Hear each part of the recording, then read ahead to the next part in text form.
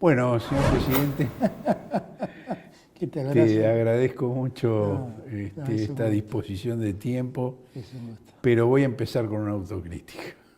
Autocrítica. Sí, te voy a hacer una autocrítica.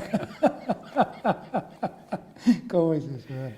Me preocupó ver el acto de Seiza, donde estás palmeando con la gente que recibe la llave de los Una departamentos. autocrítica, sí. Y me parece No que está bien. sos demasiado importante para descuidarte así y además das un mal ejemplo. Digo, porque después haces la presentación diciendo lo importante que es cuidarse, pero la misma gente te vio 4 horas antes palmeando a una nena, a un muchacho. Y yo sé que a todos nos cuesta mucho mantener la distancia física, pero me parece que tenés que cuidarte más. Ahí no tengo mucha excusa, no voy a mentirte. No tengo mucha excusa. Lo único que puedo decir es lo siguiente. Cada vez que yo salgo a un evento de esa naturaleza, tengo, como yo digo, siempre una suerte de ducha portátil de alcohol que la gente no ve. Pero hay alguien que está permanentemente al lado mío llenándome de alcohol. La gente no lo ve, eso está claro. Eso es bueno, eso es Eso bueno. eso no lo ve. También es cierto que todos usamos mascarillas, que tratamos de no darnos la mano, sino por ahí palmear un hombro. Y son cosas que efectivamente, tenés razón, debería evitar, pero que tiene que ver con el momento, ¿no? Es No, yo sé muy que difícil yo contenerse sé, yo sé porque que es muy difícil. bueno, esa gente estuvo esperando 5 años poder llegar a su casa y la tienen y vos no sabés la emotividad que hay en esos actos. Es muy impresionante, muy impresionante. Se percibe, se percibe. Muy sí, impresionante. sí. Pero lo tomo en cuenta y prometo Bueno, ser más cuidadoso. entremos en un temario de actualidad. Me preocupa el aumento del precio de los alimentos. No sé si eso se puede traducir en inflación,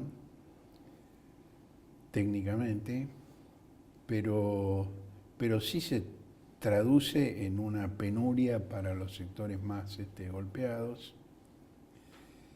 Y de alguna manera es lo que el gobierno permanente dice que intenta evitar. Ahora, ¿qué es lo que no está funcionando que permite que pase esto? Mirá,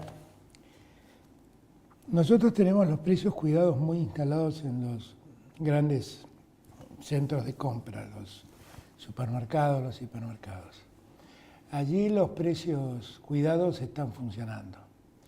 Están en una situación de mucha tensión porque se han mantenido durante mucho tiempo y en verdad muchos de los insumos con los que se producen esos alimentos han aumentado. El otro día lo estuve hablando con gente productora de alimentos que me vinieron a plantear ese problema. Ellos no quieren incumplir los precios cuidados, pero están viviendo un momento de tensión. Si uno va a un supermercado, los precios cuidados los encuentra. Si uno va a un almacén de cercanía, ahí los precios efectivamente, como vos decís, se empiezan a disparar. La causa por la que en frescos, en claro, vegetales, en todo es muy notorio. en ¿no? todo lo encontrás. La causa puede estar dada por especulación, puede estar dada que porque son compras de menor volumen pagan más. Nosotros estamos muy atentos a ese tema, muy atentos, que no es un tema fácil de resolver. Pues nosotros tenemos la economía virtualmente contenida desde el comienzo de la pandemia. Y la contención básicamente es el cuidado de los precios de los alimentos. Alimentos y tarifas fueron las dos cosas que nosotros más contuvimos para que no se nos fueran de las manos. Lo tercero, las casas, los alquileres y el evitar los desalojos. Ahora, la pandemia nos ha desordenado toda la economía, esta es la verdad. No acá, al mundo. Nosotros también lo padecemos. Y es algo de lo que tenemos que empezar a ocuparnos Y yo entiendo que ya sobre el fin del año vamos a tener todo el panorama más claro como para poder ver cómo enfrentamos el año entrante. Y lo que tenemos que hacer de aquí a fin de año es contener, porque la pandemia no terminó, está en su peor expresión en este momento. Solo que la vivimos un poco más aliviada en el AMBA, apenas un poco más aliviada. Pero en el interior se ha desplegado con una ferocidad enorme. Y entonces allí hay que prestar atención. En el interior además padece más ese aumento de precios. Estamos llegando a 500 muertos por Claro, día. claro, es muy grave, ¿no? es muy grave. Pero eso también, no quiero ir a la pandemia ahora porque seguramente me querrás preguntar algo después, pero la pandemia a su vez, en el interior del país, los precios a su vez en el interior del país, todavía es más complicado, porque el interior tiende a crecer en precios, en muchos casos, por el precio de transporte que hay de Buenos Aires al interior. Acá se produce mucho alimento que va al interior, y pasan cosas muy ilógicas, qué sé yo, que se ordeñen las vacas en Córdoba, vengan a Buenos Aires, se elabore y vuelva a Córdoba elaborada, la leche. Ese tipo de cosas que son todos costos adicionales que se le ponen al alimento, en el interior repercute muy negativamente. Así Bueno, vi que había dos proyectos en ese sentido para evitar justamente esos desplazamientos. Uno era del ex intendente de Areco, Paco Durañona, sí, y el otro, si no recuerdo mal, de INTA. sí, y yo los apoyo. De procesamiento de la leche en origen, in situ, en origen, ¿no? claro, y porque nosotros vemos, por ejemplo, Chaco tiene una enorme cuenca lechera. La Pampa hace eso, La Pampa ya lo hace el gobierno de La Pampa. Nosotros necesitaríamos que los alimentos esenciales, que cada lugar los pueda producir, claro, los frescos los pueda producir, que los pueda producir, porque no tiene mucho sentido. ¿Y alguien está trabajando en esa línea? Estamos trabajando con el INTA, estamos trabajando con Desarrollo Económico para ver cómo podemos evitar esto. Esto que yo acabo de plantear es un ejemplo permanente de Ahora, además me parece que hay otro fenómeno que es el agua que eleva todos los botes, ¿no? Y eso sí ya tiene que ver con la inflación. Y me parece que tiene que ver con por un lado, con la medida de reducción de las retenciones, que naturalmente tiende a nivelar el precio externo con el precio interno, en un momento en que el precio externo está subiendo. Es decir, la función de la retención, aparte de allegar recursos al Estado, tiene el objetivo de contener el aumento de los precios internos. Sí. Ahí me parece que, no sé qué evalúan ustedes, yo tengo la impresión de que esa reducción de las retenciones ha sido más efectivo para la disparada de los precios que para la liquidación de exportaciones retenidas. La baja importante de retenciones ocurrió básicamente en los aceites, no tanto en la producción primaria, que se ha reducido a 3 puntos solos. Claro, el diferencial. Además, claro, y además sobre la soja, que es un producto que la Argentina no consume, se exporta directamente. Y lo hicimos. Claro, pero hay un problema de rendimiento de los cultivos por el cual si sube la soja, va a subir el precio del trigo también. Sí, claro, pero al consumidor. Pero las retenciones que bajamos son sobre la soja, básicamente, sí, no son sobre el trigo. No, claro, pero por eso digo el fenómeno del agua que sube todos los botes. Y la soja es...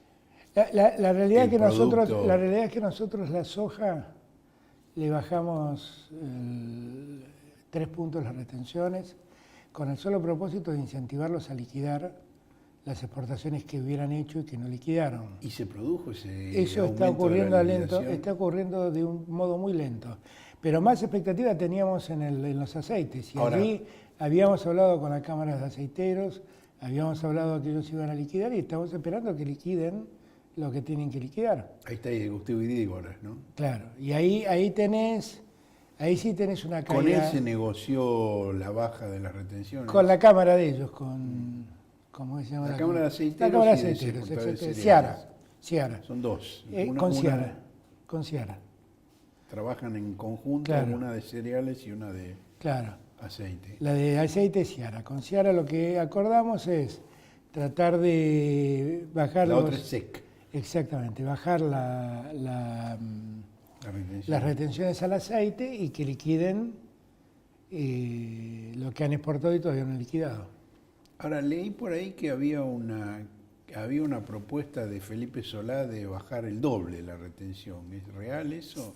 Fue una propuesta de ellos, de Ciara, en verdad. Ah, de Ciara, ¿no? De Claro, Felipe ellos Solá. lo que decían que para que sea un incentivo real, la retención se baje al doble. Ahora, lo que pasaba también es que hay temas fiscales que resolver. Y si uno bajaba semejante cantidad de porcentaje a las retenciones, era un problema.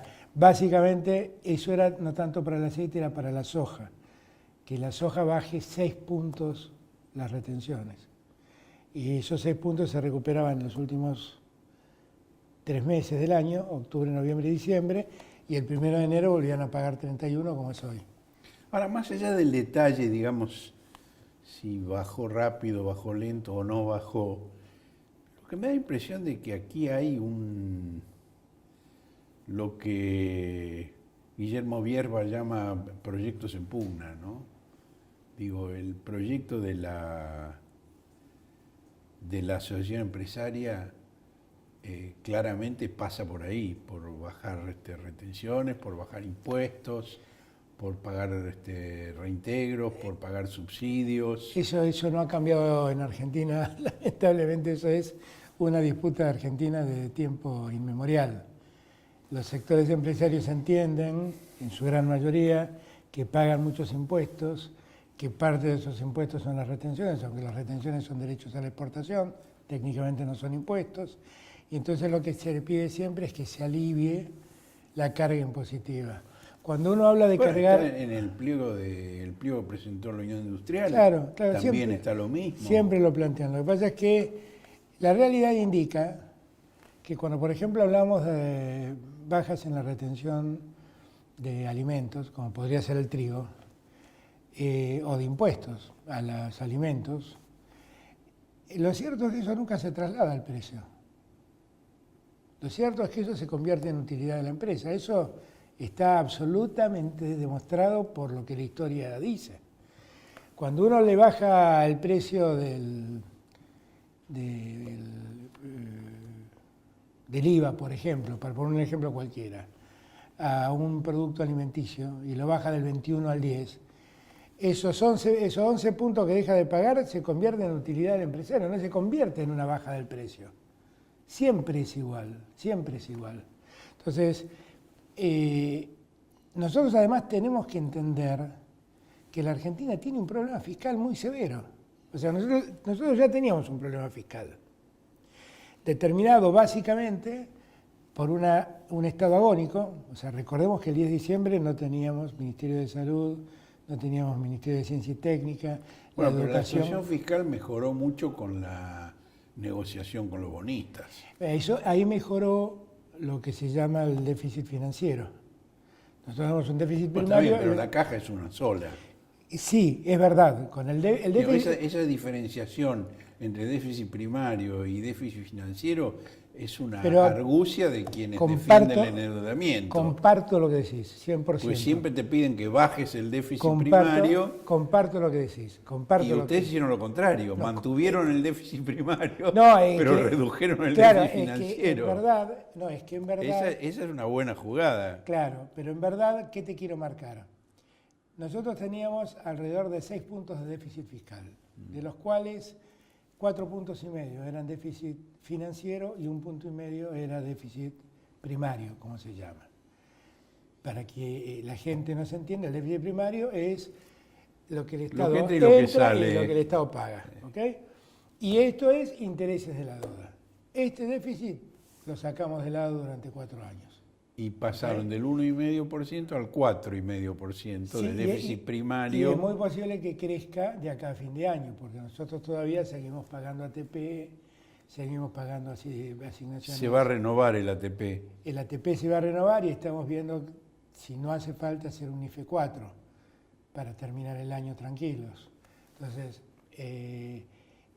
lo que se nos ha incrementado mucho es el déficit primario, eso es cierto, pero se nos ha incrementado como consecuencia de que vivimos una pandemia impresionante y porque además tuvimos que poner en marcha un Estado absolutamente obsoleto, un Estado absolutamente ausente. Vos pensás solamente que al llegar nosotros no había Ministerio de Salud, no había Ministerio de Ciencia y Técnica, y yo marco estos dos ministerios fundamentalmente. Pues son muy importantes. Y porque fueron centrales en la pandemia. En la pandemia, la ciencia y la tecnología nos permitió tener test rápidos, por ejemplo, producidos en Argentina. Y nos permitió, los científicos y tecnólogos y técnicos argentinos, nos permitieron poder desarrollar PCRs a una gran velocidad en Argentina. Y gracias a Dios que existieron y se mantuvieron esos científicos que, pese al maltrato que recibieron durante los años anteriores, persistieron en su vocación. La verdad es que debemos agradecérselos siempre. Y tuvimos que poner en marcha un Ministerio de Salud. Yo a veces cuando lo escucho hablar al exministro... A Rubinstein. A Rubinstein, yo me asombro. Qué cara dura que es Yo me ese asombro. muchacho. Yo me asombro. Pero además, no solo porque dejó caer el Ministerio de Salud, sino porque dejó Los vencer millones de vacunas millones de vencidas que vacunas aparecieron. Claro, es increíble, increíble. Yo me Increíble. acuerdo un episodio que vos recordarás, porque tenés edad para recordarlo, que es toda la agresión que se hizo contra el gobierno de Alfonsín por los pollos de Mazorín. ¿Cómo no me voy a acordar? ¿Cómo no me Bueno, voy a acordar? es un episodio equivalente a este. ¿Cómo no me voy a acordar? Un episodio equivalente a este. Si Para me regular permitís, los precios se compró una vacunas, cantidad. exactamente. Después la producción mejoró y los pollos polacos quedaron ahí congelados hasta que se Efectivamente, pudrieron. así es un caso parecido. Y Mazorín fue estigmatizado hasta el día de hoy. Eternamente. Y Rubinstein habla lo más tranquilo como No, si no, fuera- hable de cátedra. Sí, sí. Es muy impactante eso. Sí. Pero, digo, nosotros tuvimos que finalmente poner en marcha todo eso. Mirá, Axel, cuando llegó a la provincia de Buenos Aires, en el Gran Buenos Aires tenía 970 camas. Ahora hay 2000 y pico. Hay 2000, casi 2100. Ahora, en el punto de máxima tensión, llegó a ocupar alrededor de 1500 camas. Eso, si no se hubiera hecho esa ampliación de camas de terapia intensiva, lo que hubiera significado es que Hubiera 600 personas, el 30% el 30% de la gente hubiera no quedado hubiera tenido. atención sanitaria. Entonces, muchas veces cuando la gente se pregunta ¿para qué sirvió la cuarentena? Para eso, para que el 30% de la gente que en el Gran Buenos Aires necesitó la asistencia sanitaria pudiera tenerla. Y esta es una prueba muy elocuente. Ahora, esto que pasó en el Gran Buenos Aires pasó en todo el país. Nosotros, el Estado Nacional solo, puso en todo el país más de 3000 camas de terapia intensiva. Y eso sumale la que pusieron los gobernadores, los intendentes, y todos nos preparamos. Y aunque hoy hay un momento de mucha tensión en algunas zonas como Mendoza o Neuquén o Rosario, Río Negro. Río Negro, en General Roca fundamentalmente, lo cierto es que hasta acá todos han podido ser atendidos. No, en Cuando- Jujuy no. En En Jujuy la gente se está muriendo en las casas. ha bajado mucho la atención en Jujuy. Sí, hace unos días ha bajado un poco. Ha bajado mucho. Pero lo de Jujuy es tremendo. A Jujuy le pasó- Entierros clandestinos. A Jujuy le pasó que Jujuy estuvo 110 días sin casos. Al Y principio. claro, y el gobernador se confió. Esta es la verdad. Bueno, la comitiva del gobernador en el viaje a La Quiaca es la que trajo el virus a la provincia. El gobernador se confió. No vino del AMBA el virus en Jujuy, vino de Bolivia por la comitiva del gobernador, que pasaron de La Quiaca a Villazón a hacer compras. El gobernador, y ahí fue el estallido. El gobernador ahí, yo creo que se confió en esa confianza que se dio. El tema se le fue de las manos. Pero hay que reconocer que hizo algo que otros gobernadores no hicieron, que fue cerrar Jujuy durante 21 días. Y eso le permitió volver a retomar el control. Yo a veces cuando veo situaciones de estrés como las que vive Mendoza y la resistencia del gobierno de Mendoza a volver atrás, yo siento que el peligro es muy grande. El de Córdoba también. En Córdoba, pero Córdoba tiene, la diferencia entre Mendoza y Córdoba es que Córdoba tiene mucha asistencia sanitaria, o sea, hay camas todavía Sí, pero disponibles. también hay resistencia a ¿Vos volver atrás. pensás que en el área metropolitana de Mendoza, Mendoza como ciudad es un distrito muy chiquito? He vivido ahí, conozco. Conoces, el Gran Mendoza es el secreto, ¿no? Bueno, en el Gran Mendoza, en ese aglomerado urbano, casi el 95% de las camas están utilizadas. Por eso, en Córdoba, sin embargo, está en el orden del 75-80% y la cosa se está todavía 80% manejando. también Es muy alto, también es muy alto, pero no es el 95%. No, el Pero 95 ya estás han abierto caminando en la cuerda han abierto floja. los shopping, la gente anda por el patio Olmos. Sí, en yo Córdoba. siento que todas esas cosas hay que restringirlas, toda esa circulación Yo hay que tengo la restringirla. impresión de que Macri está imponiendo su criterio en el país por encima de los gobernadores, por encima del gobierno nacional. Ha habido una Que prédica, se mueran todos los que tengan que ha habido morir. una, ha habido una prédica muy sostenida de parte de la oposición, que es esa prédica y que le ha hecho un daño enorme, Como en Estados Unidos y como en Brasil. enorme, han hecho un daño enorme. Es coherente con el universo conceptual de cada uno, ¿no? Sí, es la lógica de esa derecha, ¿no? De ese conservadurismo. Retomando, digamos, el punto inicial del aumento del precio de los alimentos, la inflación y la incidencia que en esto tiene el tema del dólar, por cierto, ¿no? Que si bien los insumos importados se compran en dólar oficial, el dólar paralelo es el regulador de la especulación. Sí, Básicamente. ahí el problema central es que hay como varios valores del dólar y que la gente termina confundida y los medios le inducen a pensar más en el dólar blue que en el Todo el tiempo, permanentemente. todo el tiempo. Además, esto ocurre en la Argentina desde el año 75 en Exactamente. adelante, no es un problema de tu gobierno. Exactamente. Digo, desde el Rodrigazo, donde hubo gente que se enriqueció de la noche a la mañana y gente que se arruinó de la noche a la mañana, está esa función del dólar como reserva de valor, que le ha sido expropiada a la moneda nacional y que todos los gobiernos han intentado revertirlo y ninguno lo ha logrado hasta ahora. Nosotros tenemos una característica que lo hemos hablado mucho en este tiempo con la gente. Nosotros recibimos un banco central con muy pocas reservas.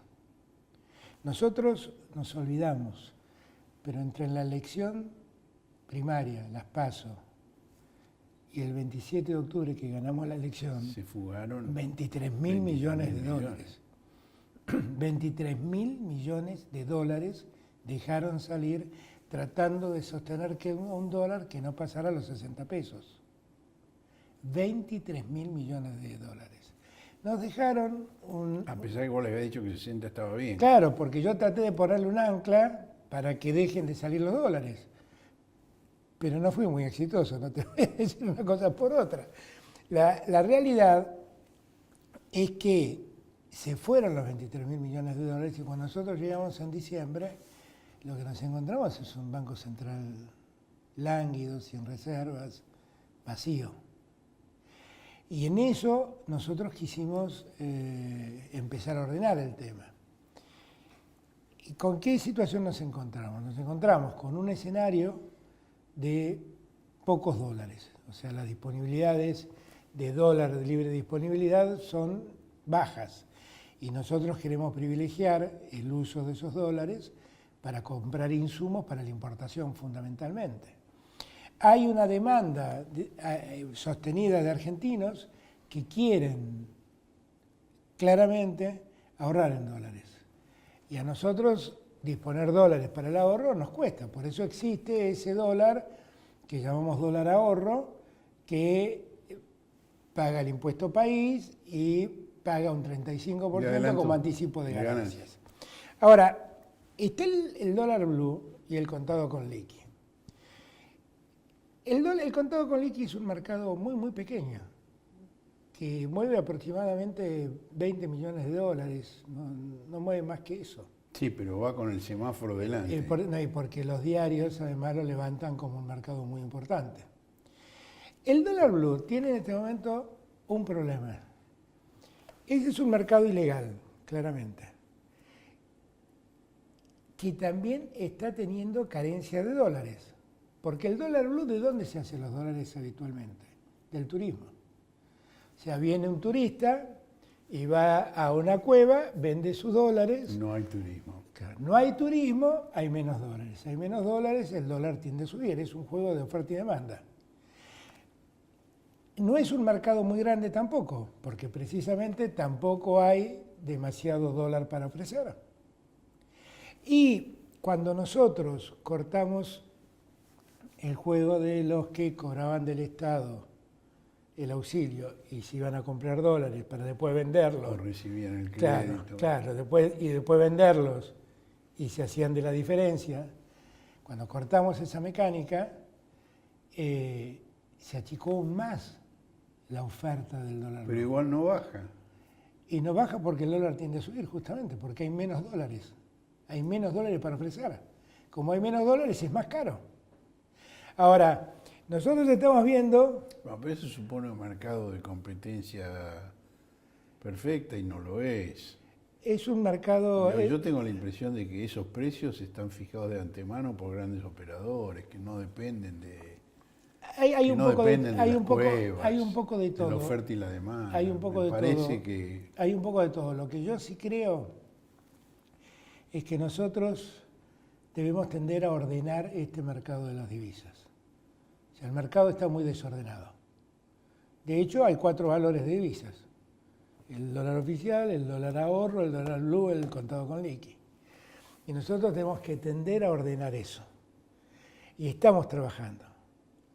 ¿Es cierto que el ministro de Economía y el presidente del Banco Central han tenido posiciones divergentes en torno a esto? Yo no diría que son posiciones. Yo participé de todas las reuniones. Ha habido, como pasa en nuestro gobierno, debate, nos oímos, tomamos una decisión y la cumplimos. El que tiene la última palabra sobre la decisión a tomar es el ministro de Economía.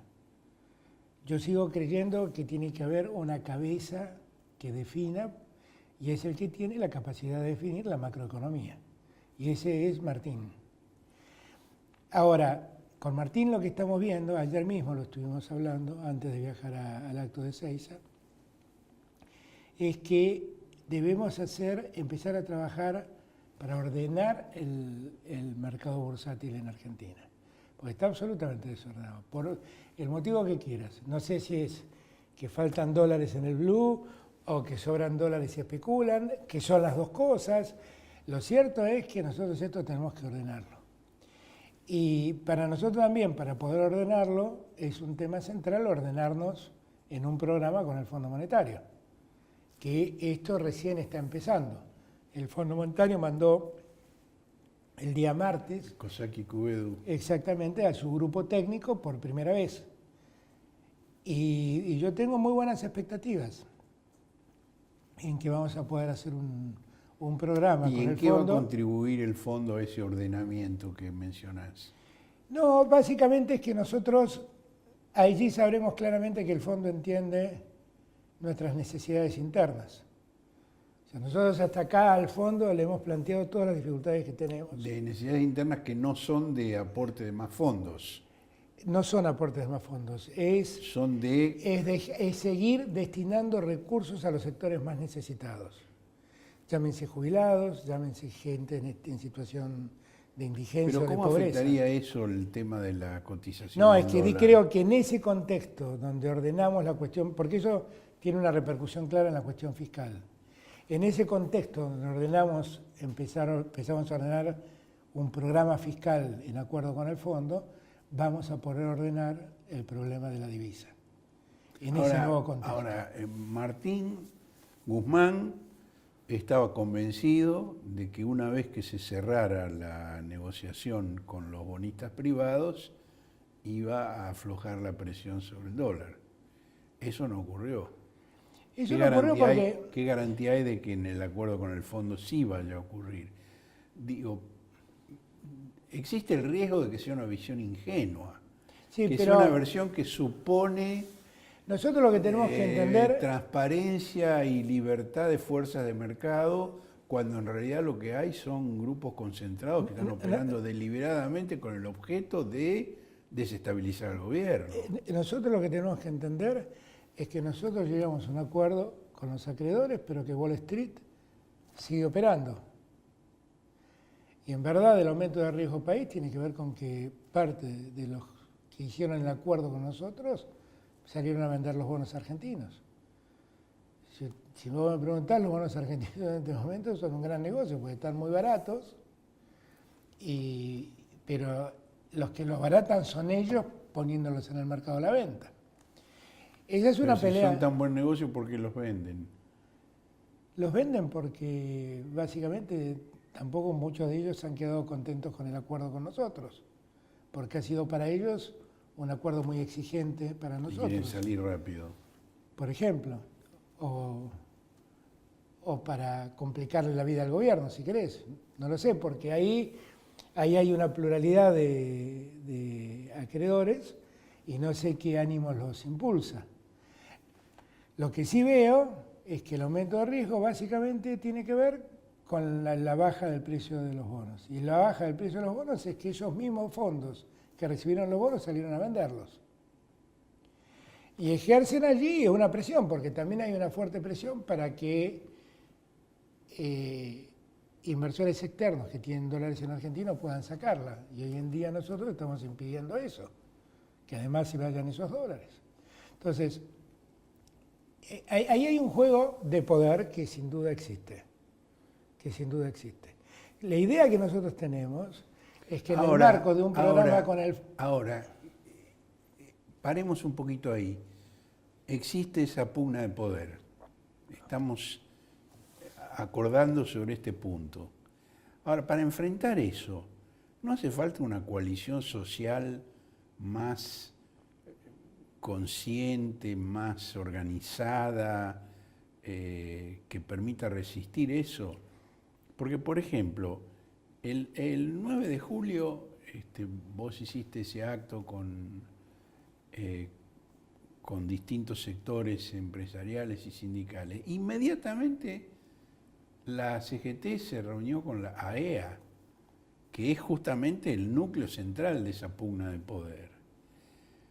Vos interviniste ahí, esto lo hemos hablado, lo he publicado incluso, le recriminaste a Daer que haya hecho eso, Daer se rectificó, hizo una serie de declaraciones, pero la semana pasada, en la nota que hizo el diario La Nación sobre la preparación del acto del 17 de octubre, allí hay dirigentes sindicales que dicen, aunque no le guste a Máximo Kirchner, vamos a seguir trabajando con la EA y estamos elaborando un borrador para presentarle al gobierno con la EA. Es decir, vos tenés una fuerza que históricamente ha sido la llamada columna vertebral, que está trabajando con el enemigo. A ver, la CGT, por ejemplo, recibió al Fondo Monetario Internacional. Con buenos planteos. Con muy buenos planteos Sí, y lo dando vi. un apoyo expreso y definitivo al gobierno nacional. Sí. Yo la verdad no sé. En la CGT hay de todo. En la CGT hay de todo. Hay gente que nos quiere, gente que no nos quiere, gente que nos quiere unidos, gente que nos quiere separados. En la CGT hay de todo. Bueno, y también plantean en esa nota que el acto del 17 va a ser un acto para fortalecer al presidente frente a Cristina. No. Lo dicen ellos. No importa. Pero yo ahí me superás, porque eso es lo que escribe La Nación, que es uno de los medios que más quiere... Eso es lo que gente de la CGT le dice a La Nación. Claro, pero digo, también admitamos... La Nación, dentro del periodismo de guerra, es el único que hace honor a los dos términos. Periodismo y a la guerra. Sí, también hacen periodismo, cosa que Claro, no hace Clarín hace muchos años. Lo que digo es que el acto del 17 es un acto de todos nosotros, de todos nosotros. Somos el frente de todos, es un acto de todos. Hizo un acto de recordación a una fecha muy importante para el peronismo y para los movimientos populares, porque allí de algún modo nació el gran movimiento popular que tuvo la Argentina. Si alguien está pensando en hacer un acto para que yo tome distancia de Cristina, se equivoca, porque no lo voy a hacer. Como no haría un acto para distanciarme de nadie, porque lo que más necesitamos es estar unidos y juntos. Unidos y juntos. Hoy le escribí a Máximo para ver si el lunes podemos comer juntos y charlar un rato. No está en mi cabeza la posibilidad de que eso ocurra. Si lo que quieren es fortalecer al gobierno a través de mi persona, bienvenido sea. Pero fortalecer el gobierno, que nos fortalezcamos todos. Todos. El gobierno. El gobierno. Me conocés hace muchos años, recién recordábamos. Y yo, la verdad, siempre he descreído de los personalismos. Siempre creo en los proyectos como proyectos colectivos. En este tiempo me ha tocado a mí estar al frente del timón. Pero yo soy parte de este proyecto y a este proyecto una vez me fui, 2 veces no me voy. Este es mi último proyecto. Y es el proyecto de que todos juntos no permitamos que el conservadurismo vuelva a hacerse cargo de la Argentina nunca más. Nunca más. Si hay algún compañero en la CGT que piensa que la solución es tirar a otro compañero o a otra compañera por la ventana, conmigo no cuenten. Porque aquí hacemos falta todos. Hablando de todos, ¿me podés contar lo que opina sobre esto Roberto Labaña? Roberto cree que es muy importante que Cristina y yo estemos muy unidos. Me lo dijo expresamente. Y además haciendo un análisis parecido al que estamos haciendo ahora. Y creo no estar faltando a la reserva que debería tener. Roberto sabe cuánto valoro su opinión. Y expresamente me dijo, mira, hay muchos que quieren que vos tomes distancia de Cristina, sería lo peor que le puede pasar al país. Y yo creo lo mismo. Yo creo lo mismo. No, eso no significa que Cristina y yo pensemos exactamente igual en todo, porque seguramente no pensamos igual en todo, como no pensamos por ahí igual en todo entre vos y yo, pero en lo central, en lo básico y en el compromiso central no tenemos ninguna fisura. A mí me impresiona la obsesión que los poderes fácticos, que los poderes económicos tienen con Cristina. A mí también. Te voy a contar una cosa que voy a publicar al lado de este reportaje en la edición del Cohete del domingo. Hay un litigio entre 2 de las mayores empresas del país vinculadas con Mauricio Macri por Cristina. ¿Cómo es eso? Se han presentado en el Tribunal Arbitral de la Bolsa de Comercio para discutir el pago de la venta de las empresas de la familia Macri a la familia Mindlin. Mindlin no quiere pagar las cuotas que le faltan y Calcaterra se las reclama en el Tribunal Arbitral de la Bolsa de Comercio. Calcaterra dice, Mindlin dice que no paga porque en el contrato de venta decía que se modifica el pago si se produce default soberano y que se produjo con la CUNSA. Calcaterra contesta que eso era el contrato original, pero que hay una adenda que figura como anexo 10 de la demanda en el tribunal arbitral que dice, por default soberano se entenderá el regreso de Cristina Fernández de Kirchner a la presidencia de la República. Creerlo. Sí, señor. Sí, señor. Ah, no puedo creerlo. Sí, señor. Increíble. Están porque obsesionados vos con decís, Cristina. no sé si voy a ayudar a Midlin o a Calcaterra con lo que voy a decir.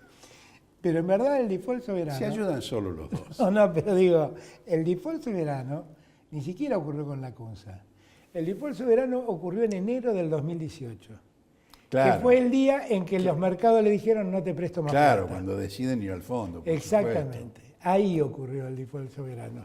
Y Cristina no tenía nada que ver. Es más, acababa de ganar una elección, Macri.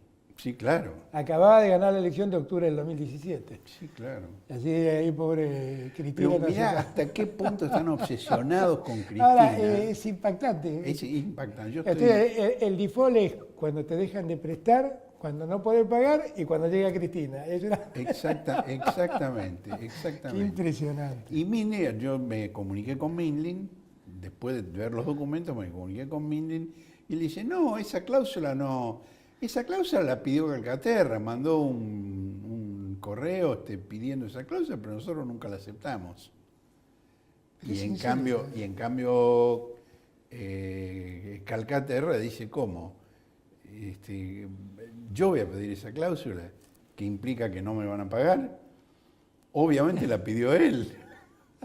Eso es lo que están discutiendo. Es increíble, extraordinario.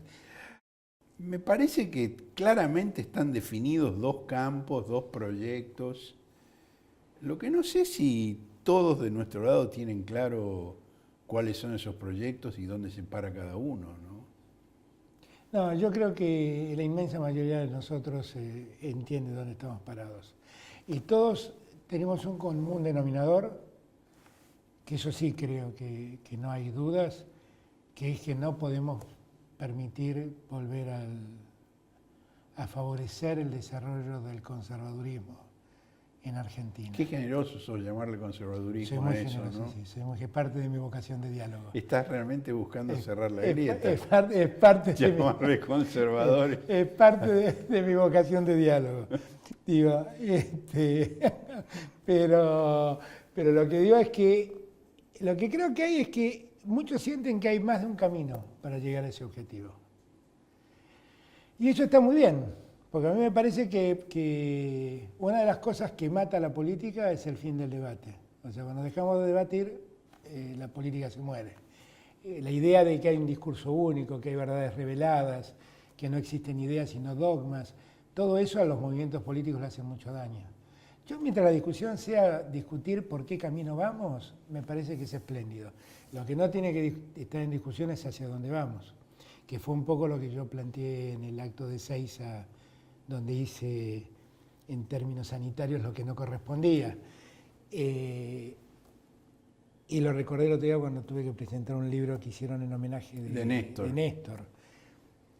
Publicamos un anticipo en el cohete de ese libro y fue la segunda nota más leída. Mirá vos. Y ahí lo que yo planteé es que yo recuerdo siempre una noche hablando con Cristina y con Néstor, donde discutíamos en esencia qué era la política. Y fue una linda charla. Y Cristina ahí tomó la delantera, porque ella en eso es muy interesante escucharla reflexionar sobre esas cosas. Y ella hizo un planteo que en verdad no es novedoso, porque de verdad lo hicieron muchos en la ciencia política, pero lo planteó muy bien en términos argentinos. Dijo, mirá, en toda sociedad hay una disputa de intereses. Y lo que tenemos que tener claro es qué intereses representamos nosotros. Lo dijiste en Ezeiza, claro. Lo dije en Ezeiza. Yo los represento a ustedes. Y yo los represento a ustedes. Y eso sí lo tenemos todos claro. Yo no estoy acá representando a los acreedores. Estoy representando a esa gente que, porque en otros tiempos era más importante pagar a los acreedores, se quedaban sin educación, sin salud, sin jubilación. No, lo de los acreedores yo lo tengo claro. La duda que yo tengo no es sobre los acreedores, sino el hecho de que siendo un frente, donde hay distintos sectores y distintos intereses económicos, de golpe los intereses de los grupos económicos, de Miguel Acevedo, para ponerle nombre y apellido, que está claramente dentro de este proyecto, prevalezcan sobre los trabajadores, que son contradictorios. Yo ahí creo que... Son contradictorios. Yo ahí lo digo siempre, lo dije en el G20. Lo dije el otro día en una charla que hicimos con la Cámara de Inversores norteamericanos en Latinoamérica. Y lo digo siempre. Mira, yo creo que el coronavirus ha demostrado la debilidad del sistema económico que tenemos. O sea, apareció un virus y se llevó puesto la economía del mundo. Esa economía, ¿por qué era tan débil? Esa economía era débil porque la pobreza subía por ascensor y la riqueza subía por escalera. Y entonces la riqueza se concentró en muy pocos, fundado en una acción especulativa financiera, y la pobreza se distribuyó en millones. Y la verdad, ningún capitalismo tiene sentido con esa lógica.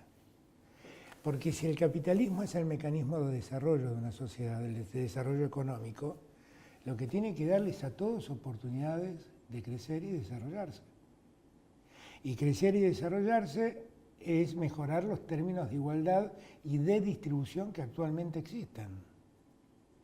Si nosotros, después de todo lo que nos pasó, vamos a reconstituir la lógica de desarrollo que la Argentina tenía, no aprendimos nada. Esto, te digo, se lo digo a todos los empresarios. Yo lo tengo claro, pero la UIA, el proyecto que presentó, no tiene claro eso. Piden baja de impuestos, piden aumento de subsidios. Claro, vos viste que esto es como las demandas judiciales. Piden congelación. Esto es como las demandas judiciales. Uno pide 10 para ver si obtiene 20. Para ver si obtiene 2. ¿Ok? Pide 10 para ver si obtiene 2. Bueno, esto lo vamos a discutir. El problema es que cuando los que están del otro lado firman ese pliego. Sí. Por eso me preocupa esa frase de que la CGT va a trabajar un proyecto junto con la AEA. Lo que AEA... a mí lo que más me preocupó de aquella declaración de la CGT era que en la declaración se decía que la Argentina debía encontrar un acuerdo con los acreedores de cualquier modo. Y la idea del cualquier modo es, aunque sacrifiquemos argentinos. Y eso nosotros no estamos dispuestos a hacerlo. Como no estamos dispuestos a construir un país con semejante desigualdad. Yo insisto en este punto, Horacio. Yo insisto, yo estoy recorriendo el país todas las semanas y yo me doy cuenta de las asimetrías que tiene este país. Y no podemos vivir en paz con esas asimetrías. No podemos, porque si vos me pedís que los industriales del norte, que fueron allá, montaron industrias, allá hay muchísimas hilanderías, muchísimas, que se Escaña esté en Tucumán, por ejemplo. Si ellos te piden algún tipo de ventaja impositiva porque tienen un costo importante de flete para poder sacar sus productos y demás, uno eso lo puede analizar. Pero lo que no puede es generalizar. Yo necesito que el norte se desarrolle. Lo necesita la Argentina. La Argentina es un país que se ha construido con un centro y dos periferias. La periferia del norte y la periferia del sur. Y ningún país... Claro, el famoso mapa de la camiseta de Boca. Claro, exactamente. De la última elección. Claro. Las periferias nos acompañan y el centro no. Ahora, ese país del centro es el país que piensa que sobran 20 millones de argentinos. Y para mí no sobra ningún argentino. Para mí todos los argentinos tienen que estar contenidos. Claro, esa es la frase famosa que dijo el ministro de Hacienda de la dictadura de Aramburu, en una época en que había, creo que 15 millones de habitantes, dijo que este era un país espléndido, pero que sobraban 4 millones. Sí, claro. Esto, digamos, ha ido creciendo, cada vez sobra más gente. Pero en la actualidad muchos los dicen eso. Muchos lo dicen eso. El problema no tienen esa sinceridad brutal. No, pero algunos... No lo dicen. Créeme que algunos lo escucho. Lo actúan tal vez. Sí. Pero la verdad la Argentina tiene que darle oportunidades de desarrollo a todos esos pueblos, a toda esa gente que vive... Ahora, por ejemplo, la semana que viene se cumplen 75 años del 17 de octubre histórico. Pero mañana se cumplen 47 de la asunción de la última presidencia de Perón. En ese momento, o mejor dicho, un año después, con el Pacto Social, cuando Perón muere, el Producto Bruto per cápita de la Argentina era idéntico al de hoy. En 47 años no hemos mejorado el Producto Bruto per cápita. No, en 47 años por supuesto, esto, claro, por supuesto. Hay 12 años donde la mejora fue muy notable, y el resto donde fue en declive probablemente. Claro. Pero si trazás la línea de los 47 años, no se movió. Es decir, que hay que tomar medidas muy fuertes para modificar eso. Es que si uno revisa la historia, el peronismo fue el primer modelo económico que tuvo el país que pensó en dos cosas. La primera, la inclusión social. Y la segunda, el desarrollo equilibrado. En dejar de pensar en el país macrocéfalo que es la ciudad de Buenos Aires y el Gran Buenos Aires. Y la verdad trabajó por eso, trabajó mucho por eso. Y entonces esos son los resultados de ese primer peronismo. Vos acordate, uno se olvida, ¿no? Pero con el primer peronismo hasta hicimos autos producidos íntegramente en Argentina, hicimos aviones producidos íntegramente en Argentina. Y todo eso después se perdió, porque llegó la lógica de que somos parte del mundo. No, lo primero que hicieron fue desarmar el IAPI, claro, que era justamente la herramienta maestra. Niveladora de todo eso. Niveladora de todo eso, ¿no? Para que era una herramienta sofisticada que cumplía el rol que luego de alguna manera hicieron las retenciones. Exactamente, ¿no? Exactamente. Por eso digo, ese país tuvo una lógica, fue la primera vez que tuvo una lógica de desarrollo, de inclusión y de mejor distribución. El segundo momento, honestamente dicho, con aciertos, desaciertos, blancos y grises, fue el de Néstor y Cristina. Fue el segundo momento. Y después volvimos a caer en eso que yo en Ezeiza llamé la metáfora del olvido. 4 años donde se olvidaron de la gente. Bueno, eso que dijiste, las casas estas que estaban impactante. Construidas y no se entregaron. Es impactante, es impactante. O sea, cuando me lo planteó María Eugenia Bielsa, yo le dije, no, algo está mal, revisá porque algo está mal. No estaba nada mal. Ahora, ¿por qué María Eugenia tiene una subejecución tan grande del presupuesto? Porque tuvo ahí tuvo problemas la construcción por la pandemia. La construcción de viviendas tuvo muchos problemas por la pandemia. Ah, depende de eso. Claro. Y en gran medida tiene que ver con eso. Ahora, yo el otro día hablé con María Eugenia, le dije, mira María Eugenia, yo creé el Ministerio de Vivienda porque quiero que cada argentino tenga una casa, tenga un techo. A la gente que toma tierras en Guernica yo no avalo esa lógica. Pero eso no es un delito. No es que el derecho penal arregla todo. Eso es un problema social acuciante. No estoy diciendo con esto que la gente puede tomar las tierras. Estoy diciendo que ahí hay un problema al que hay que darle respuesta. Y la respuesta es la urbanización de tierras fiscales y la construcción de viviendas para esa gente. Esa es la respuesta.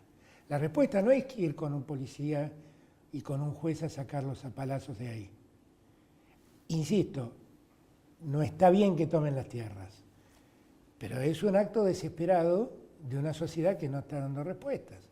Y le decía a María Eugenia... Bueno, desde hace 40 años por lo menos, desde la ley de la dictadura, desde la ley Videla, que reguló el uso de la tierra para barrios cerrados, para clubes, e ignoró absolutamente la situación de las grandes masas, la forma de acceso a la tierra para los sectores desprotegidos es la toma. Es esa.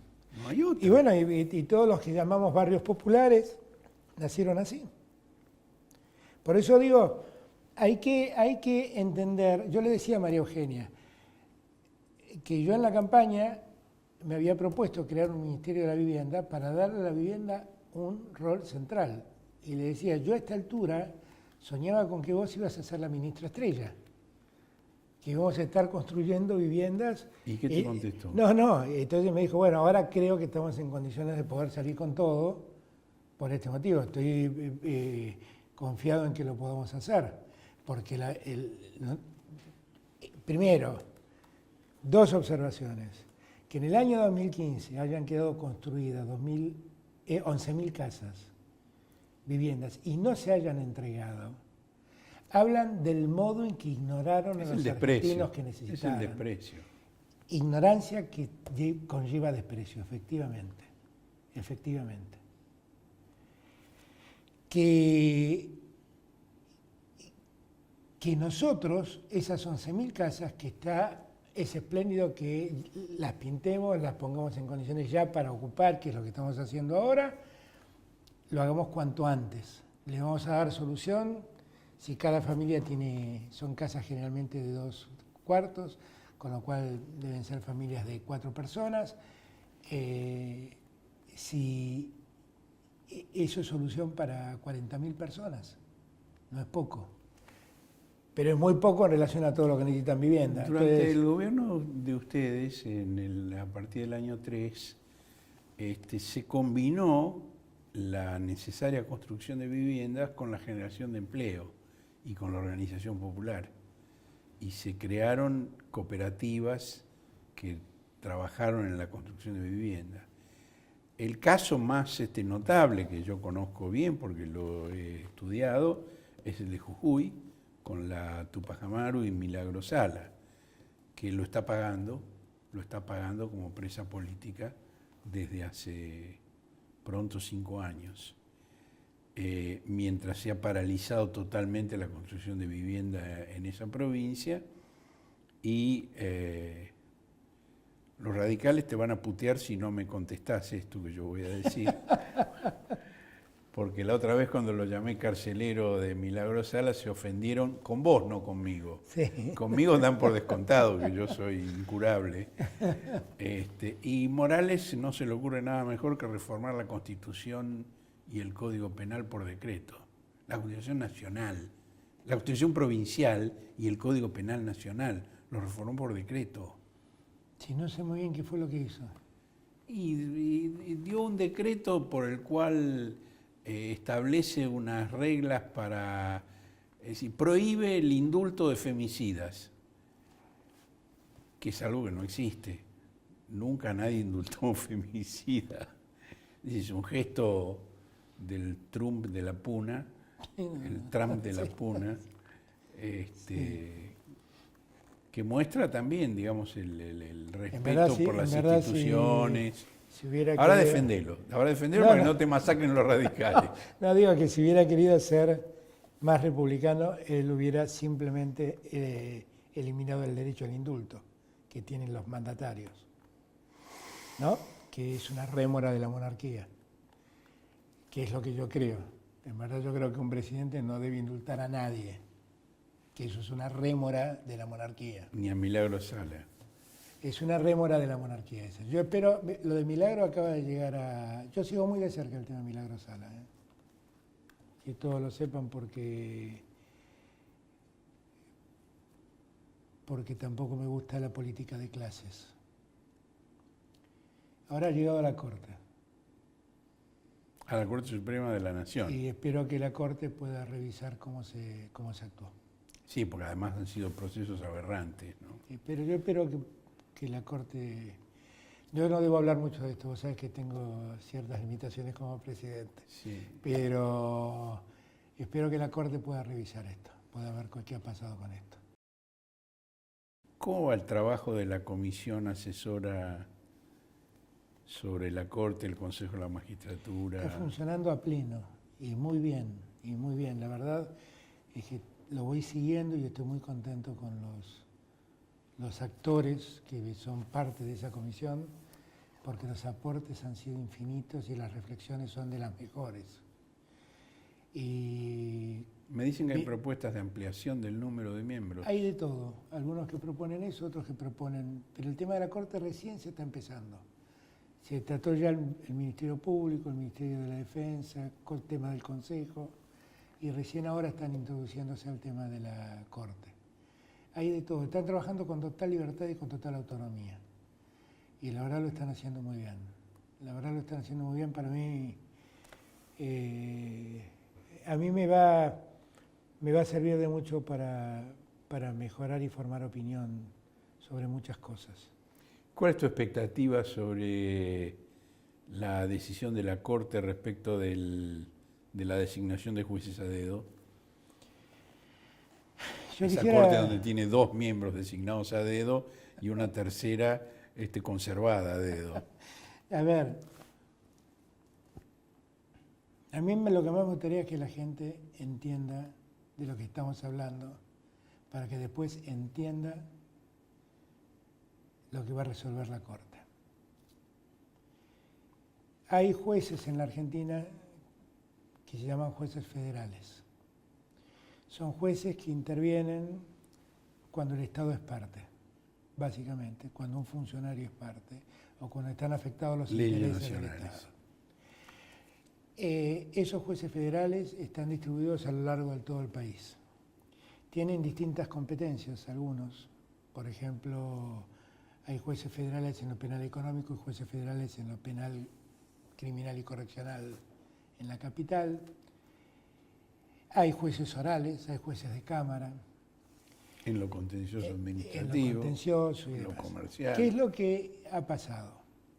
En determinado momento, en los años de Macri, para evitar los concursos, hoy un juez o un fiscal se designa previo concurso.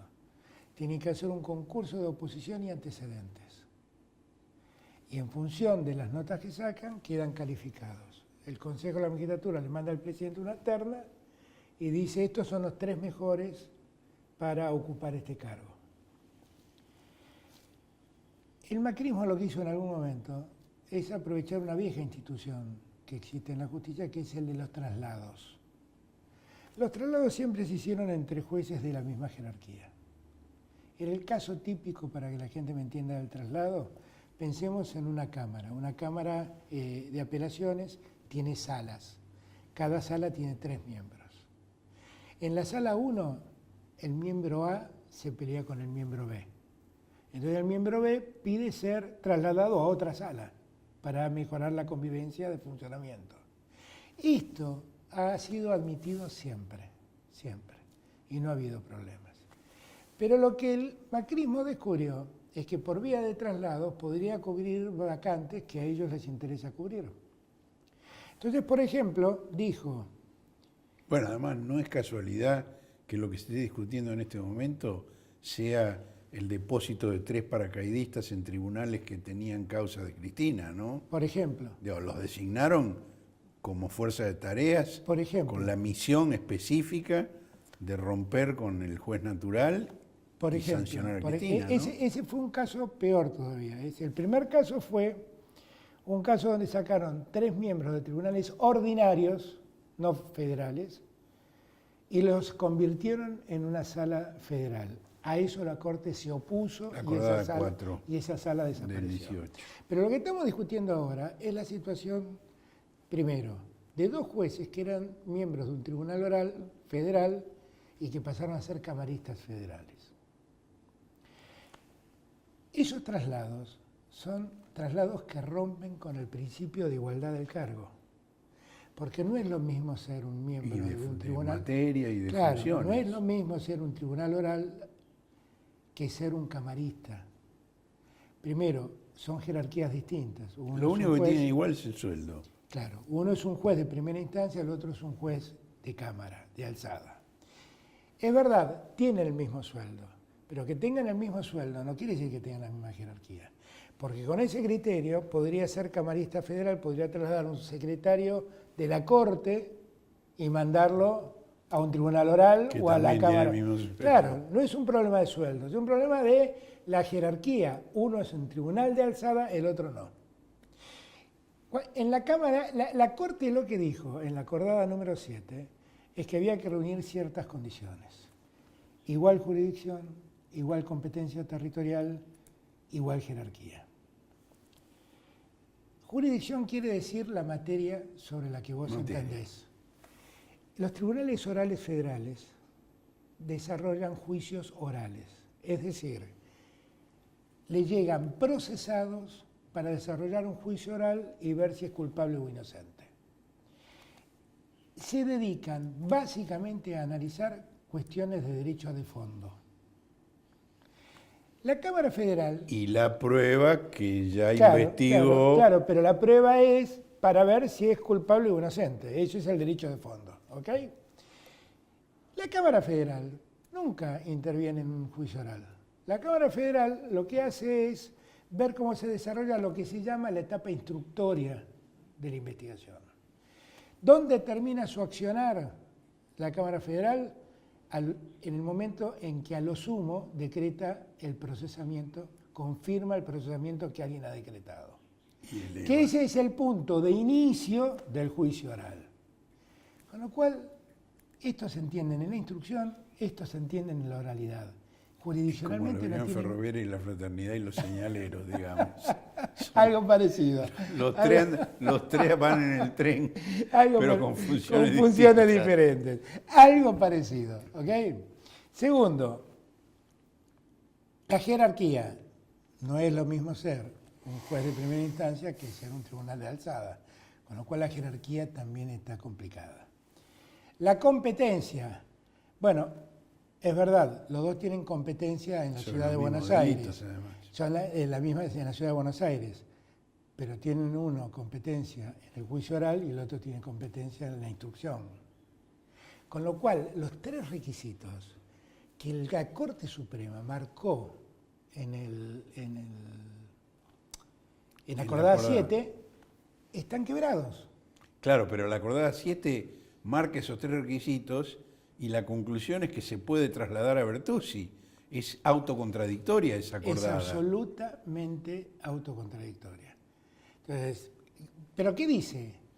Si estos requisitos no se cumplen, entonces volvemos a la lógica de que la designación de un juez es un acto complejo, que necesita del Consejo... 99.4. Exactamente, necesita del Consejo, del acuerdo del Senado y del Poder Ejecutivo que haga un decreto. Entonces, ¿qué hizo el Consejo? Detectó 10 casos que vulneraron la acordada 7. Los mandó al Senado. De los 10 casos, 7 están en trámite. O sea, 7 se presentaron a la audiencia. 5. 5 son de los 7. No 2 ya recibieron el acuerdo. Ah, bueno, 2 ya recibieron el acuerdo. 7, 2 recibieron el acuerdo, 5 están en trámite.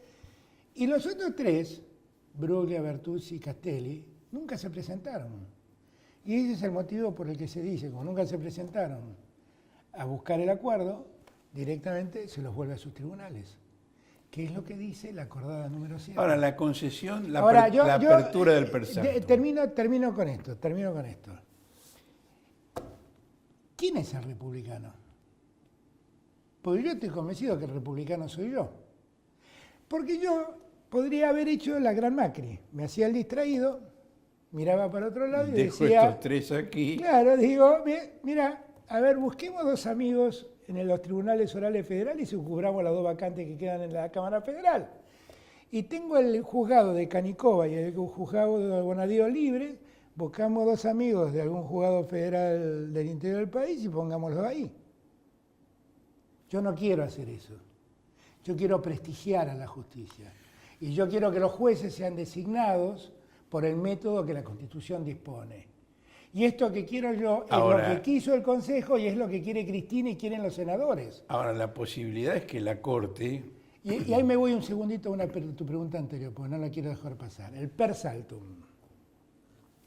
El persaltum fue una institución que surgió en años de Menem, con el propósito de evitar la segunda instancia y que directamente la Corte se expida. Se hizo pensando... Surgió para impedir el obstáculo que el juez de primera instancia le ponía a la privatización de Aerolíneas Argentinas. Surgió, iba a eso exactamente, surgió básicamente para ayudar a que la Corte, que era la Corte automática, de la mayoría automática, resuelva problemas que tenía el Poder Ejecutivo para imponer sus decisiones, básicamente en 2 materias, privatizaciones y tarifas. En los últimos 10 años se habilitó el persaltum 2 veces. Tengamos presente que en los últimos 10 años hubo problemas de violencia institucional, un endeudamiento como nunca se vio, una presidenta enjuiciada y perseguida en más de 12 causas que por más de 10 veces quiso llegar a la Corte Suprema y nunca lo logró. Que además hubo hechos del gobierno abiertamente inconstitucionales, como por ejemplo la designación de decreto de 2 miembros de la Corte, por las que nunca la Corte se preocupó. hubo gravedad institucional infinidad de veces en 10 años. Ahora, en esos 10 años la Corte abrió el per saltum 2 veces. Siempre intereses corporativos. 2 veces. Propios. Con la ley de democratización de la justicia, que era una ley que a mí no me gustaba, pero que tampoco hacía falta abrir el per saltum. Podría haber llegado por vía de recurso extraordinario, pero se apuraron a decir no se metan con la justicia. Y ahora, que están defendiendo a 3 jueces, que la verdad no tienen razón. Yo no voy a abrir juicio sobre la calidad de los 3 jueces. Lo que digo es que esos 3 jueces, si quieren hacer honor a la condición de tales, deben concursar, deben recibir el acuerdo del Senado y el Poder Ejecutivo encantado los va a nombrar. O quedarse contentos donde estaban. Pero si En nadie aquel tribunal para el cual sí tenían claro, todos esos requisitos exactamente. cumplidos. Bueno, algunos de ellos ni siquiera el concurso había dado, porque alguno de ellos viene de la época de Menem, donde fueron Previa al designados, concurso. claro, donde no existía el Consejo de la Magistratura y fueron designados a dedo por algún ministro. ¿Ese cuál es de los 3? Ese es Bruglia. Bruglia. ¿Y cuál fue el instructor de la causa de la leche podrida o los guardapolvos de Bausa? No lo sé. ¿Fue ese mismo o fue otro No de lo los sé, 3? no lo sé, no lo sé, no lo sé. Que Pero comenzó lo que así, sé, comenzó así su carrera. lo que sí sé es que esta es la historia. Entonces, cuando yo lo que les pido a todos es reflexión. Es reflexión.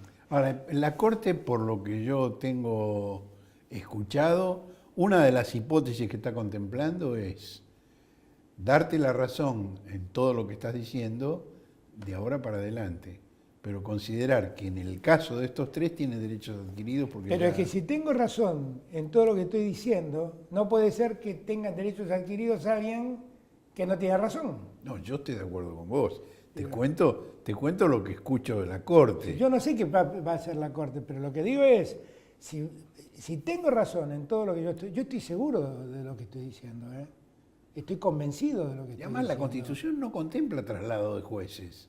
Yo No hay estoy un solo con- artículo que hable de traslados. Pero los traslados han ocurrido, en los casos que te conté. A lo largo de la historia han ocurrido.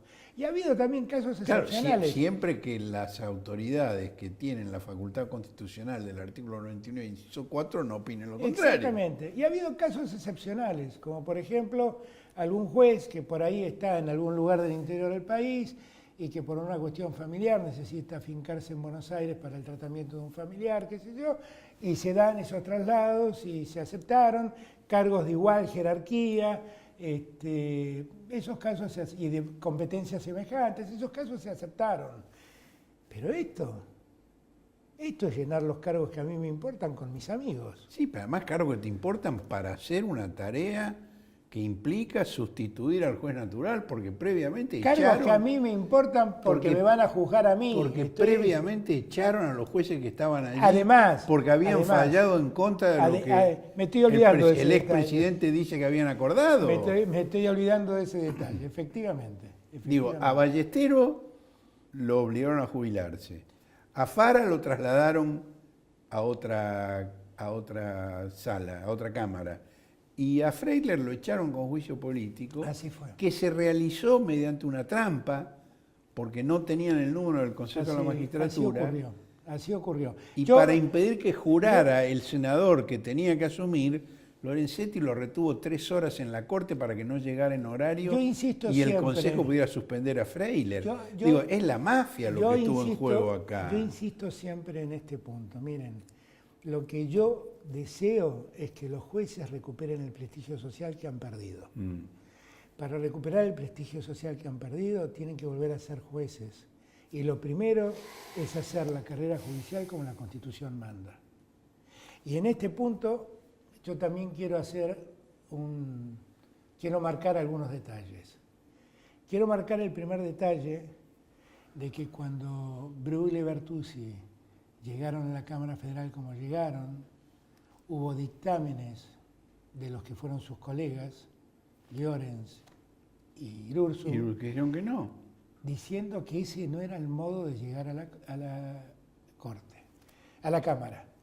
Que cuando nosotros sacamos el decreto, volviéndolos a sus juzgados de origen, la Cámara Federal en el acto ordenó la remoción de los dos. Quiero decir que una vez abierta la queja, la casación ordenó que vuelvan a sus cargos y no les concedió la licencia que sí les concedió la Corte. Entonces, evidentemente, la Corte también debería leer que los tribunales inferiores no están pensando como la Corte parece estar pensando. Parece estar pensando. Y en esos tribunales, ninguno de esos tribunales pueden estar acusados de simpatizantes del gobierno. No. Estoy hablando de Irurzun. No, claro que ¿okay? no. Estoy hablando de jueces de la casación.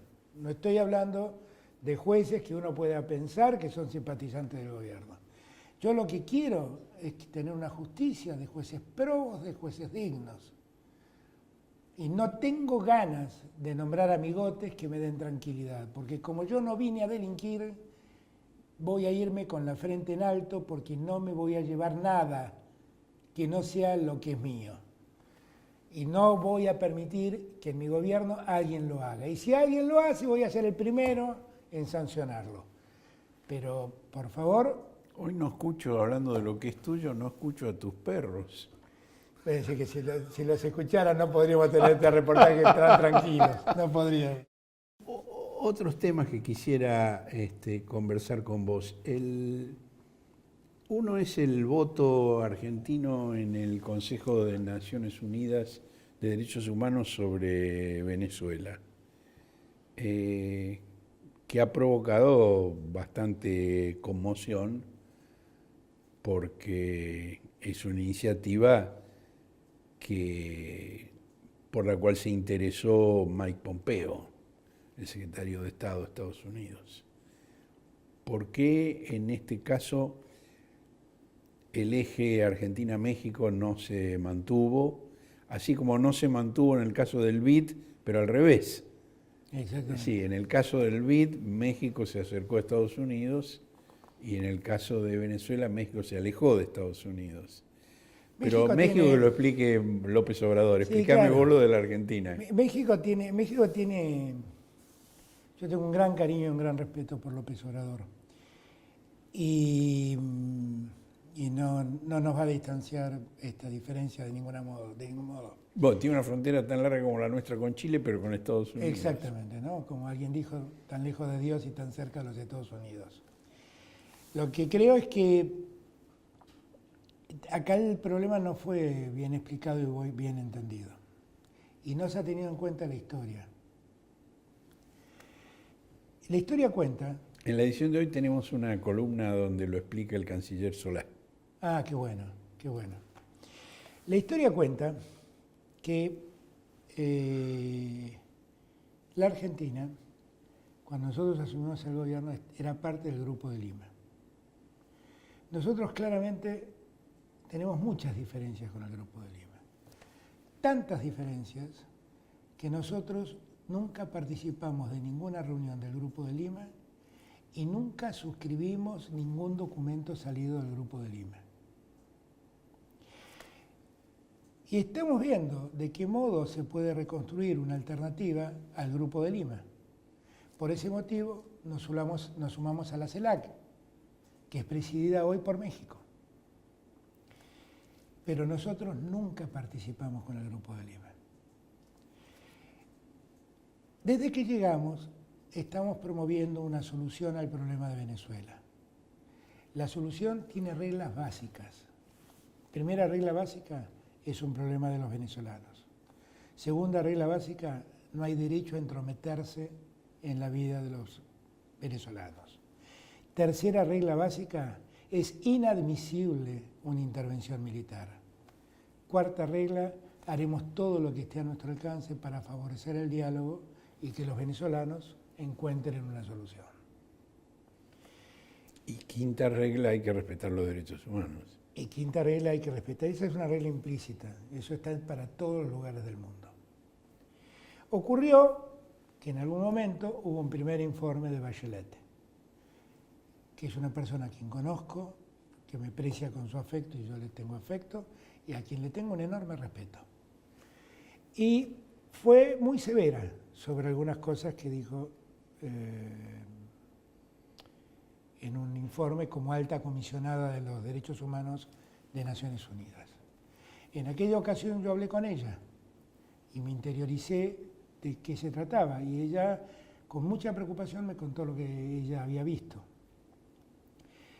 Le impulsé a que tratemos de involucrar al gobierno de Venezuela en la solución de estos problemas y que el gobierno de Venezuela se involucre en prestar atención al tema. Al gobierno legítimo de Venezuela, que no es el que reconoce el Grupo de Lima. De Maduro, exactamente, de Maduro. De hecho, además quiero aclarar que apenas llegué desconocí a Guaidó como presidente y saqué a su representante diplomática como representante diplomática de Venezuela y habilité a 400 y pico de venezolanos que tenían su prohibición para ingresar a la Argentina.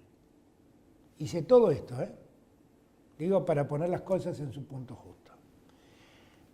Bachelet sigue adelante con su tarea, hace un segundo informe. En el segundo informe sigue manifestando su preocupación por el tema de los derechos humanos y agrega que ha recibido más colaboración del gobierno de Venezuela, marca inclusive un número de funcionarios que hoy en Venezuela están siendo procesados por violaciones a los derechos humanos o por violencia institucional, y dice que hay que seguir adelante con el trabajo y recomienda que se establezca una oficina permanente del Alto Comisionado de Derechos Humanos en Venezuela para seguir adelante con la tarea.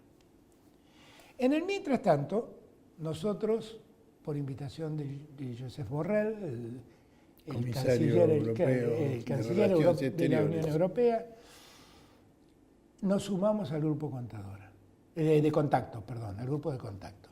Y pedimos que México se sume con nosotros. Y los dos nos sumamos al grupo de contacto. México, Noruega, Suiza y la Unión Europea. Exactamente. En el grupo de contacto nosotros planteamos lo que venimos planteando siempre. Y el grupo de contacto cambió de posición y empezó a acompañarnos. Empezó a promover el diálogo, empezó a decir no a la intervención militar. Eso recuerdo que lo hablaste con Pedro Sánchez en el viaje que hiciste antes de asumir. Con todos con Merkel. Lo hablé con Macron, lo hablé con Merkel, lo hablé con Conte, lo hablé con Sánchez, lo hablé con Borrell. Rechazaron la intervención militar, rechazaron cualquier tipo de intervención en la vida interna de Venezuela y promovieron el diálogo de Venezuela, teniendo las denuncias planteadas por el Alto Comisionado de Derechos Humanos de Naciones Unidas.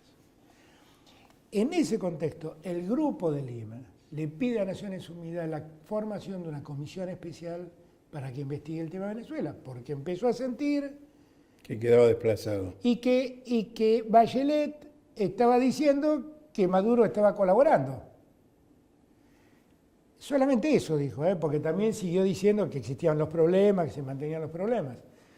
Entonces, pide Bueno, y califica algunos de los hechos como crímenes de lesa humanidad. Esa es la comisión, no Bachelet. Bachelet no. No Bachelet, esa es la comisión que se crea a instancia del Grupo de Lima.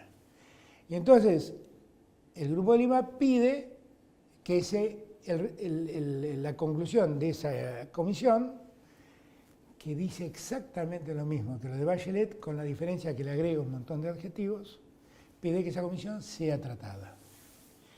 Nosotros, esa comisión dio lugar a dos dictámenes, uno promovido por Venezuela, donde la verdad no atiende suficientemente las recomendaciones del Alto Comisionado de Derechos Humanos, y otro, la propuesta del grupo de contacto, donde dice hay que prestar atención a lo del Alto Comisionado y a lo que dice esta comisión. Si vos escuchás el discurso de nuestro embajador... ¿Esta comisión cuál? La que pidió el Grupo de Lima. Sí. Eso lo dice el grupo de contacto. El grupo de contacto. Si vos escuchás nuestro discurso, nosotros decimos, vamos a votar siguiendo solo al grupo de contacto, pero dejando en claro que para nosotros debe seguir adelante el trabajo exclusivamente del Alto Comisionado de Derechos Humanos y debemos colaborar para que el Alto Comisionado de Derechos Humanos siga trabajando con el gobierno de Venezuela y pueda instituir una agencia en Venezuela para trabajar en conjunto. Ese fue nuestro voto. No cambiamos un ápice. Volvimos a repetir que estamos en contra de la intromisión a la vida interna de Venezuela, que no compartimos la idea de que Venezuela deba soportar ningún tipo de intervención militar, que estamos en contra del bloqueo a Venezuela y que debemos ayudar al diálogo para que los venezolanos encuentren una salida. Ese fue nuestro voto. Acá se entendió, por una ligereza, que nosotros habíamos abandonado a Venezuela. Y la verdad lo que nosotros estábamos haciendo es lo que históricamente hicimos. Queremos ayudar a que los venezolanos recuperen la convivencia, que se respete la Ahora, institucionalidad. un par de autoridades de Venezuela han sido muy críticas del voto argentino, ¿no? Sí, lo he visto. He pedido que se revise, que se siga adelante con la política de no intervención, que se termine con el bloqueo y que tratemos de colaborar con el Alto Comisionado para ver si podemos de algún modo trabajar juntos. Otro tema. Perdón, y quiero aclarar una cosa, porque nosotros en esta materia tenemos una política muy clara. Porque si no todo se confunde. Para mí, la materia de derechos humanos es una materia central. Si en algún lugar se está cuestionando, yo quiero saber qué es lo que pasa para que no ocurra. En la Argentina costaron 30.000 vidas. Entonces, para mí no es un tema menor. Y los problemas de los derechos humanos no tienen ideología. Si se violan, se violan. Yo no me escapa que detrás también de todos los planteos a Venezuela hay un planteo geopolítico, hay un interés expreso de los Estados Unidos, hay una guerra desatada por los Estados Unidos, más con fundamentos comerciales que políticos. Nada de eso escapa a mí. Pero eso es una cosa y el problema de los derechos humanos es otra. Y además hay una selectividad de países. Exactamente. Digo, Colombia está viviendo una crisis humanitaria pero a mí me hablan, de derechos humanos gravísima. Pero a mí me dicen eso y Bolivia. En el caso de Bolivia, nosotros nunca hemos reconocido al gobierno de Bolivia. Cuando participé del Grupo Sur, del Grupo del Mercosur, pedí que Bolivia no sea invitada, perdí en la votación, di mi charla y cuando habló la presidenta de Bolivia me levanté y me retiré. Nosotros hemos recibido en la Argentina a todos los exiliados bolivianos. Empezando por Evo, a quien entre López Obrador y vos le salvaron la vida. Exactamente, ¿no? Y lo haría 1000 veces más de ser necesario. En Ecuador hemos recibido a todos los ecuatorianos perseguidos por el gobierno de Lenín Moreno y les hemos dado asilo a todos los que nos lo han pedido.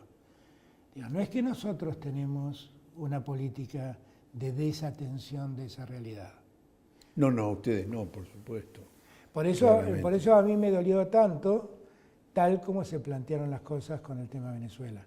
Me dolió mucho porque me pareció muy injusto y que además no tiene que ver con nuestra historia.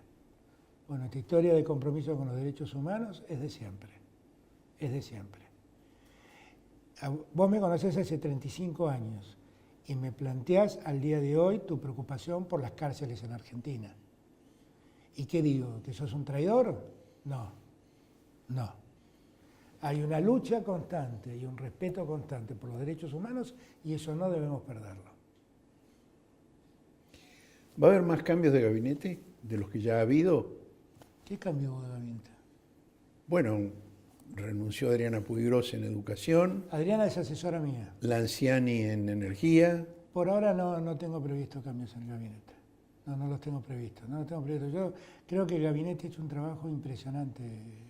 Lo que pasa es que la angustia que nos causa la pandemia no nos deja ver lo que hemos hecho. Es impresionante. Si vos revisás, gracias a todas las medidas que nosotros tomamos, evitamos que 1,5 millones de personas hoy estén debajo de la línea de pobreza. Si vos revisás el porcentaje de desempleo durante la pandemia en el trabajo formal... Pero es lo que se dice siempre en las redacciones. La noticia no es cuando llega un avión, la noticia es cuando se cae. Cuando se cae. Cuando vos ves cómo se mantuvo el trabajo formal en Argentina cayó 2,5.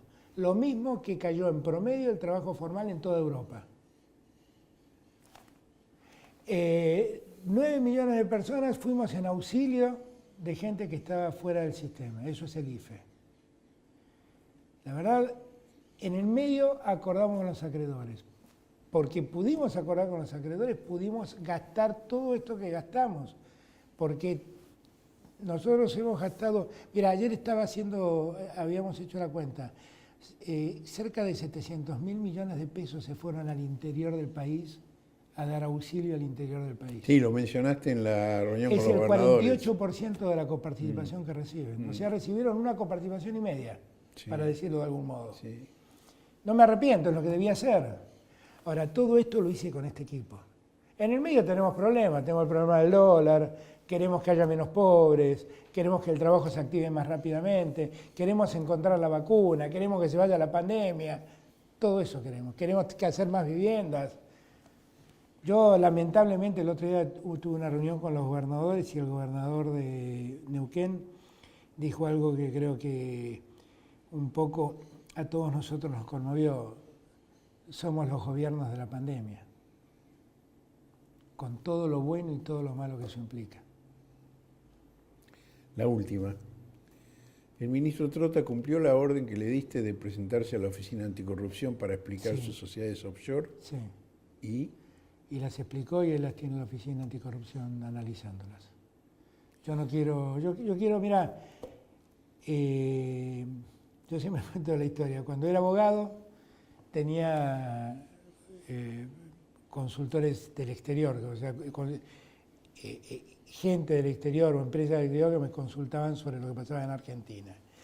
Nunca quise abrir una cuenta en el exterior, nunca. Abrí una cuenta en dólares y una cuenta en euros en Argentina y entraban en dólares y en euros. Una situación que perdías mucha plata porque entraba y te lo cotizaban a valor. No, además la transferencia te mataba. Te matan. Pero nunca quise Yo abrirlo. lo sé por algunas contribuciones periodísticas que he hecho. Claro. De golpe te pagan $100 y te descuentan 50. Y te llegan 50, exactamente. Preferí eso antes de que alguien pudiera decir alguna vez que yo tenía una cuenta en el exterior. Yo, la verdad es que nací en este país, quiero este país, creo que los que abrazamos la política debemos dar el ejemplo. Me acuerdo cuando hicieron... A los Kirchner no les encontraron nunca una cuenta en el exterior tampoco, ¿no? Tampoco. Cuando asumimos el gobierno, que se hicieron las declaraciones juradas de todos, algunos se quejó que el presidente finalmente era uno de los que menos patrimonio tenía. Y la verdad es que yo tengo el patrimonio de un hombre de la clase media. Tengo una casa que compré donde vive la mamá de mi hijo, con una oficina que tengo en Sociedad Comercial de Rosario, que fue nuestra oficina de toda la vida, un auto y un terreno donde alguna vez construiré una casa. Y listo. Pero es lo que cualquier ciudadano de la clase media tiene. Y yo ni me enorgullezco, ni me Pero ¿cómo? El eso. promedio no era 200 millones, como dijo Funes de Rioja. Claro, por eso digo, eso es lo que tiene alguien de la clase media. Y yo soy parte de esa clase media. Y estoy muy orgulloso. Es lo que viví bien. En verdad, no es el ahorro lo mío. Yo lo que tengo lo disfruto, vivo bien, si puedo viajar, viajo, y si puedo tener un lindo auto normal, lo tengo. Bueno, en estos 35 años que hace que nos conocemos, hemos tenido muchas idas y vueltas, pero lo que está claro es que somos las mismas personas. Así es. Te agradezco mucho, Alberto. Gracias a vos, Horacio, siempre. Gracias.